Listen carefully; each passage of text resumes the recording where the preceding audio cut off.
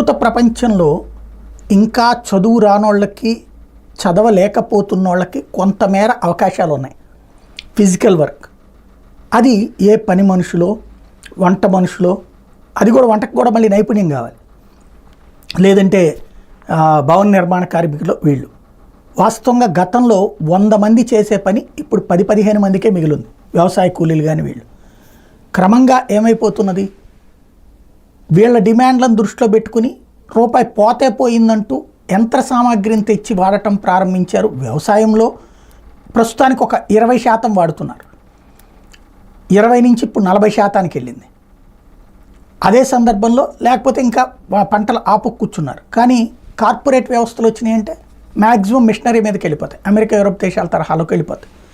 అదే సందర్భంలో మరొక అంశం, ఇళ్లలో పని మనుషులు వీళ్ళని తక్కువ చేసుకోవడానికి గాను ఓ పక్కన ఇదివరకు దోబీలకు ఉండే పని ఇప్పుడు వాషింగ్ మిషన్లే చాలా ఇళ్లలో.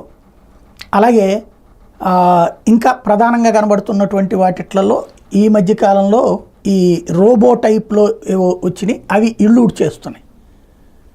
కాబట్టి ఒక సిస్టమ్స్ ప్రిపేర్ చేసేసుకుంటున్నారు. ఇదంతా ఎందుకు చెబుతున్నానంటే ఇప్పటికే డైరెక్ట్గా ఇన్స్ట్రక్షన్స్ చేతితో ఇవ్వడమో, ఫోన్తో, నోటితో ఇవ్వడం ఇది అయిపోయింది. ఇక పైన అంట రాబోయే రోజుల్లో మెదడులో మన ఆలోచనలకు తగ్గట్టుగా అలెక్సా ఇన్స్ట్రక్షన్స్ ఇస్తుందంట. అంటే మెదడులో మనం ఇప్పుడు పాటలు వింటే బాగుంటుందంటే అలెక్సా వెంటనే పాటలు పెట్టేస్తుందట. అలాగే మెదడులో మనం కనుక ఈ టైంలో మంచిగా టీ తాగితే బాగుంటుందంటే వెంటనే అది ఆ టీ పెట్టేసేమని చెప్పి ఆ సదరు మిషన్కి ఇన్స్ట్రక్షన్స్ ఇచ్చేస్తుందంట. ఇలాంటి ఒక కొత్త టెక్నాలజీని కనుక్కున్నారు. ఇది వెటకారంగానే అనిపిస్తుంది మనకి, అవన్నీ యాడ్ అవుతాయిలే అని. మనం అనుకున్నామా సెల్ ఫోన్లు? చివరికి ఇవాళ రిక్షా తొక్కే వాళ్ళ చేతిలో కూడా సెల్ ఫోన్ ఉంటుందని ఊహించామా?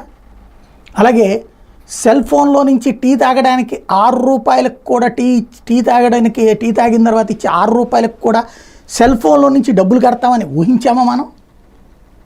అట్లాగే ఇవాళ రోజున ఇళ్లల్లో ఇల్లు ఊడవటానికి ఓ మిషన్ ఉంటుందని ఊహించామా? అంట్లు తోవడానికి ఒక మిషన్ ఉంటుందని ఊహించామా? జరిగిపోతున్నాయి కదా, అన్నీ జరిగిపోతాయి మన కళ్ళెదురుగుండా. ఇప్పుడు నా వయసు ఉన్నటువంటి వాళ్ళు దాదాపు ఒక అత్యాధునిక జనరేషన్ని చూసేస్తున్నాం. కళ్ళ ముందు భారీ మార్పులు చూసేస్తున్నాం. మా పెద్దోళ్ళు చూశారు అంటే వాళ్ళు చూసినటువంటి 15%, 20% డెవలప్మెంట్ అయితే ఇప్పుడు ఈ టెక్నాలజికల్ డెవలప్మెంటు 300%, 500% చూస్తున్నాం.